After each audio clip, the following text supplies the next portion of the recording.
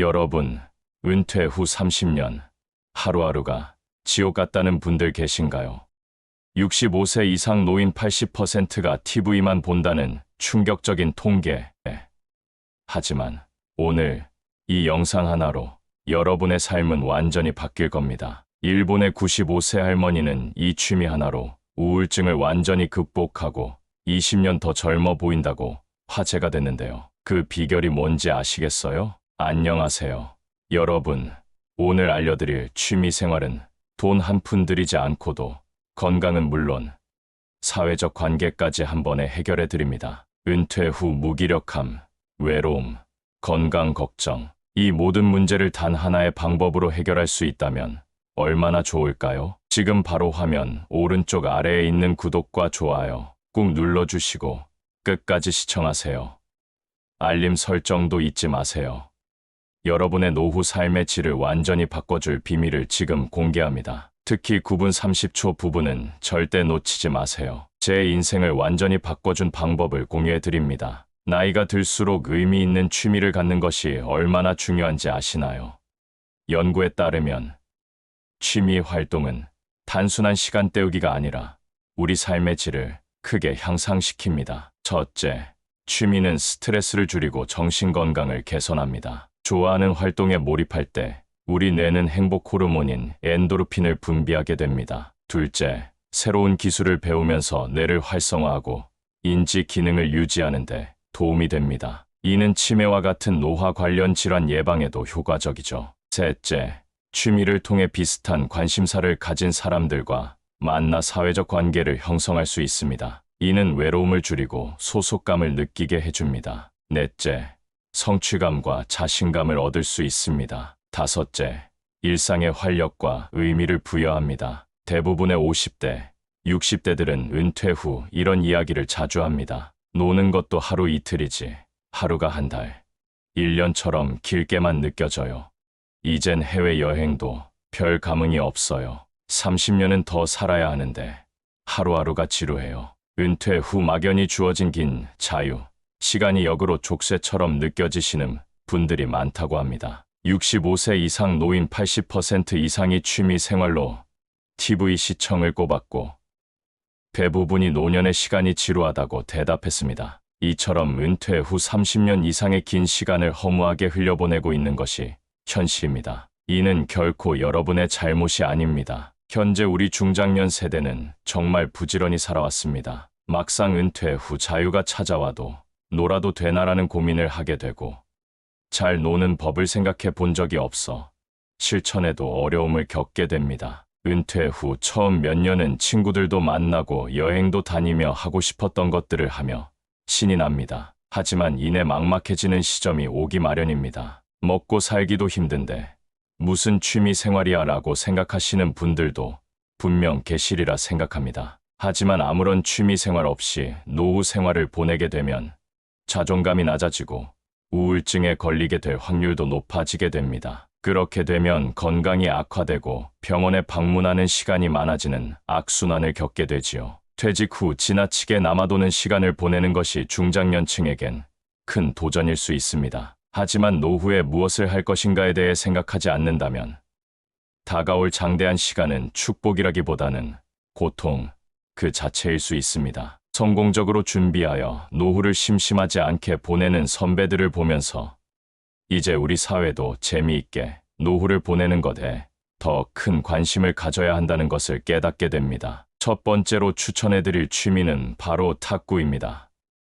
탁구의 가장 큰 장점은 다른 운동보다 근력과 체력이 덜 요구되어 남녀노소 누구나 함께 즐길 수 있다는 점입니다. 놀랍게도 탁구의 시간당 칼로리 소비량은 강도 높은 자전거, 수영, 달리기 운동과 비슷한 에너지 소비량을 자랑합니다. 30분만 탁구를 쳐도 300칼로리 이상을 소모하기 때문에 다이어트에도 매우 효과적이에요. 또한 탁구는 심혈관 건강에도 좋습니다. 탁구를 한 달만 꾸준히 해도 심폐 기능이 향상되고 체력이 높아지는 것을 직접 느낄 수 있습니다. 심폐 기능이 개선되고 체내 지방 성분이 줄어들어 혈관이 강화됩니다. 당뇨와 고지혈증, 고혈압 등 거의 모든 성인병은 혈관의 노폐물과 지방 성분 증가로 발생하는데 탁구를 하면 이를 빠르게 없앨 수 있을 정도로 건강에 효과적인 운동입니다. 가장 중요한 점,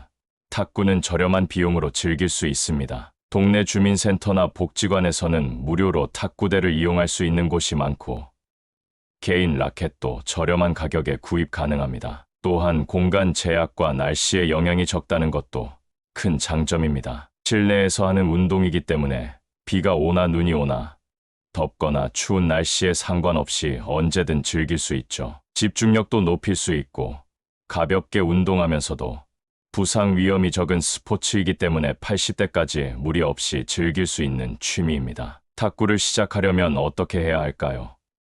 가까운 주민센터, 복지관, 문화센터에서 탁구 프로그램을 찾아보세요. 많은 공공시설에서 무료 또는 매우 저렴한 가격으로 탁구 강습과 자유 이용 시간을 제공하고 있습니다. 또한 지역별로 다양한 시니어 탁구 모임이 있어요. 이런 모임에 가입하면 비슷한 나이대의 친구들을 사귀는 기회도 됩니다. 제가 만난 72세 김영수 할아버지는 은퇴 후 우울증을 앓고 계셨는데 탁구를 시작한 지 6개월 만에 완전히 달라지셨습니다. 매일 탁구장에 나가 2시간씩 운동하면서 체중도 8kg 감량하고 혈압 약도 줄이셨대요. 무엇보다 탁구 동호회 친구들과 함께하는 시간이 생겨 삶의 활력을 찾으셨다고 합니다. 두 번째로 추천해드릴 취미는 독서입니다. 매일 책을 조금씩 읽는 것만으로도 두뇌의 정신활동이 자극됩니다. 한 연구에 따르면 독서는 뇌의 노화 방지에 높은 효과가 있기 때문에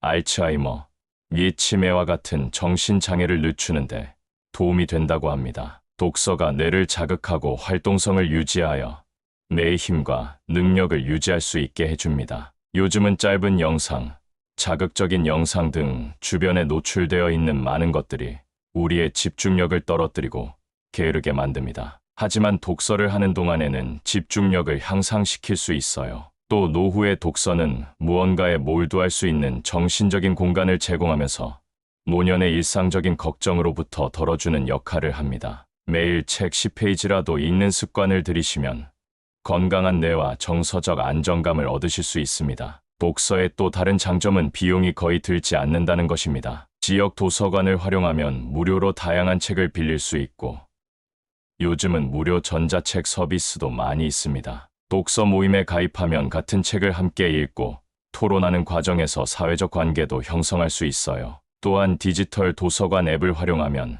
더 저렴하게 다양한 책을 접할 수 있습니다. 처음부터 어려운 책보다는 흥미로운 소설이나 자서전부터 시작해보세요. 자신의 관심사에 맞는 책을 고르는 것이 중요합니다. 역사, 여행, 요리, 정원 가꾸기 등 여러분이 관심 있는 분야의 책부터 시작해보세요. 독서는 자신만의 속도로 진행할 수 있어 부담이 적고 언제 어디서든 할 수 있는 취미입니다. 세 번째로 추천해드릴 취미는 바로 걷기입니다. 걷기는 노후 운동으로 가장 기본적이면서도 인기 있는 운동 중 하나입니다. 특별한 장비나 기술 없이도 누구나 쉽게 시작할 수 있다는 점이 큰 장점이죠. 걷기는 나쁜 콜레스테롤과 중성지방 수치를 떨어뜨려 심혈관계 질환 예방에 도움이 됩니다. 특히 맨발 걷기는 발바닥 전체를 지압하는 효과가 있어 혈액순환을 촉진하고 신진대사를 활성화해 보이지 않는 속 건강을 지키는 데 이롭습니다. 또한 걷기는 수면, 호르몬 분비를 촉진해 수면의 양과 질을 동시에 개선시킬 수 있으므로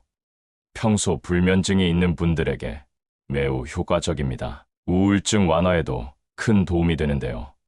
맑은 공기를 마시고 햇볕을 쬐면 행복 호르몬이라고 불리는 세로토닌 분비가 촉진되어 불안감과 우울감 등이 완화됩니다. 중년 여성들이 흔히 겪는 갱년기 증상 완화에도 큰 도움이 됩니다. 몸이 나빠지는 것을 막고 지금의 건강을 유지하는 데는 걷기만한 운동이 없어요. 걷는 습관이 쌓이면 인생 후반에 보다 건강한 모습으로 되돌려받을 것입니다. 걷기를 좀 더 재미있게 즐기는 방법도 있습니다. 걷기 모임에 가입해 함께 걸으면 더 즐겁고 꾸준히 할 수 있어요. 매일 다른 경로를 선택해 걸으며 새로운 풍경을 발견하는 재미도 있습니다. 걸음수를 기록하는 앱을 활용해 목표를 세우고 달성하는 성취감을 느껴보세요. 하루에 6,000보에서 1만 보를 목표로 하는 것이 좋습니다. 무리하지 말고 자신의 체력에 맞게 조금씩 늘려가는 것이 중요해요. 자연 속에서 걸으며 식물이나 새를 관찰하는 것도 좋은 방법입니다. 이렇게 자연 관찰이라는 취미가 더해지면 걷기가 더욱 풍요로워집니다. 걸으면서 좋아하는 팟캐스트나 오디오북을 들으면 두 가지 취미를 동시에 즐길 수 있어요. 특히 역사나 문화에 관한 오디오 가이드를 들으며 동네를 걷는 것은 마치 개인 투어를 하는 것과 같은 경험을 제공합니다. 이처럼 걷기는 비용이 전혀 들지 않으면서도 건강과 행복을 모두 챙길 수 있는 최고의 취미입니다. 네 번째로 추천해드릴 취미는 원예와 텃밭 가꾸기입니다. 식물을 키우고 가꾸는 일은 정서적 안정감을 주고 성취감을 느끼게 해주는 훌륭한 취미입니다. 특히 작은 씨앗이 자라 꽃을 피우고 열매를 맺는 과정을 지켜보는 것은 큰 기쁨을 줍니다. 원예 활동은 스트레스를 줄이고 우울감을 완화하는 데 효과적입니다. 흙을 만지고 식물을 돌보는 과정에서 자연스럽게 마음이 편안해지고 식물의 성장을 지켜보며 삶의 의미와 기쁨을 찾을 수 있어요. 또한 식물을 가꾸는 일은 가벼운 신체 활동을 동반하기 때문에 자연스럽게 운동 효과도 얻을 수 있습니다. 물을 주고 흙을 갈아주고 잡초를 뽑는 등의 활동은 근력과 유연성을 유지하는 데 도움이 됩니다. 텃밭을 가꾸면 직접 기른 유기농 채소를 먹을 수 있어 건강에도 좋고 경제적으로도 도움이 됩니다. 베란다나 창가 등 작은 공간에서도 시작할 수 있어 주거 환경에 크게 구애받지 않는 점도 장점이에요. 원예와 텃밭 가꾸기를 시작하는 방법은 간단합니다. 작은 화분부터 시작해보세요. 키우기 쉬운 식물로 성공 경험을 쌓는 것이 중요합니다. 바질, 로즈마리, 민트와 같은 허브나 쪽파, 상추와 같은 채소는 좁은 공간에서도 잘 자랍니다. 이런 식물들은 요리에도 바로 활용할 수 있어 더욱 보람찹니다. 지역 내 공동 텃밭이나 주말 농장을 알아보는 것도 좋은 방법입니다. 요즘은 많은 지자체에서 시니어를 위한 텃밭 프로그램을 운영하고 있어요. 저렴한 비용으로 더 넓은 공간에서 다양한 작물을 키울 수 있고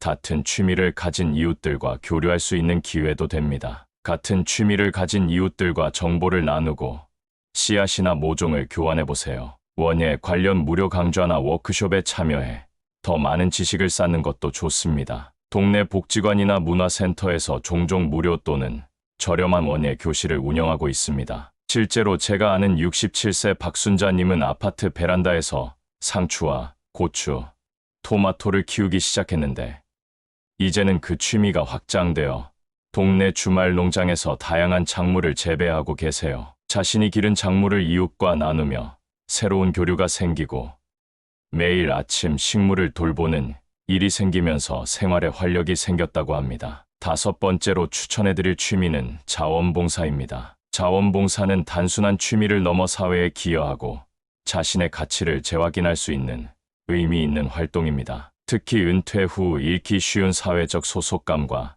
자존감을 높이는 데 큰 도움이 됩니다. 자원봉사는 다양한 분야에서 가능합니다. 도서관, 병원, 복지시설, 지역축제, 환경보호단체 등 여러분의 관심사와 경험을 살릴 수 있는 곳이 많아요. 특히 평생 쌓아온 경험과 지식을 활용할 수 있는 분야를 선택하면 더욱 보람을 느낄 수 있습니다. 예를 들어 교직에 계셨던 분은 저소득층 아이들의 학습 멘토링을, 회계사로 일하셨던 분은 소상공인들의 세무 상담을, 요리를 잘하시는 분은 무료 급식소에서 봉사할 수 있습니다. 연구에 따르면 정기적으로 자원봉사 활동을 하는 시니어들은 그렇지 않은 이들보다 우울증 발병률이 낮고 전반적인 삶의 만족도가 높다고 합니다. 또한 다른 사람들과 소통하고 협력하는 과정에서 인지 기능도 향상된다고 해요. 자원봉사는 새로운 사람들을 만나고 사회적 네트워크를 형성하는 데도 좋은 기회가 됩니다. 같은 목표를 가진 다양한 연령대와 배경의 사람들과 교류하면서 시야가 넓어지고 삶이 더욱 풍요로워집니다. 자원봉사를 시작하는 방법은 간단합니다. 먼저 지역 자원봉사센터나 자원봉사 포털 사이트에서 정보를 찾아보세요. 대부분의 지역에는 자원봉사센터가 있어 적합한 봉사활동을 연결해줍니다. 또한 관심 있는 분야나 기관에 직접 문의해보는 것도 좋은 방법입니다. 대부분의 기관은 자원봉사자를 환영하고 있습니다. 처음부터 너무 많은 시간을 투자하지 마세요. 주 1회, 두세 시간부터 시작해보세요. 자신의 체력과 상황에 맞게 조절하는 것이 중요합니다. 자신의 경력과 경험을 살릴 수 있는 분야를 찾아보는 것도 좋은 방법입니다. 전문성을 활용하면 더 큰 보람을 느낄 수 있습니다. 친구나 배우자와 함께 시작하면 더 즐겁게 지속할 수 있을 거예요. 실제로 은퇴 후 아동보호시설에서 주 2회 봉사를 시작한 70세 이상우 씨는 아이들과 함께하는 시간이 내 인생의 새로운 의미를 찾게 해주었다고 말씀하셨습니다. 자원봉사는 비용이 전혀 들지 않으면서도 사회적 관계, 자존감 향상, 새로운 기술 습득 등 다양한 혜택을 주는 취미입니다. 6번째로 추천해드릴 취미는 그림 그리기와 색칠하기입니다. 그림을 그리거나 색칠하는 활동은 창의력을 자극하고 집중력을 향상시키는 훌륭한 취미입니다. 특히 성인용 컬러링북이 인기를 끌면서 미술 경험이 없는 분들도 쉽게 시작할 수 있게 되었어요. 이 활동의 가장 큰 장점은 마음챙김 마인드풀니스를 경험할 수 있다는 것입니다. 그림에 집중하는 동안 일상의 걱정과 스트레스에서 벗어나 현재에 집중하게 되고, 이는 명상과 유사한 효과를 줍니다. 연구에 따르면 그림 그리기와 색칠하기는 스트레스 호르몬인 코르티솔 수치를 낮추는 데 효과적이라고 합니다. 또한 소근육을 사용하기 때문에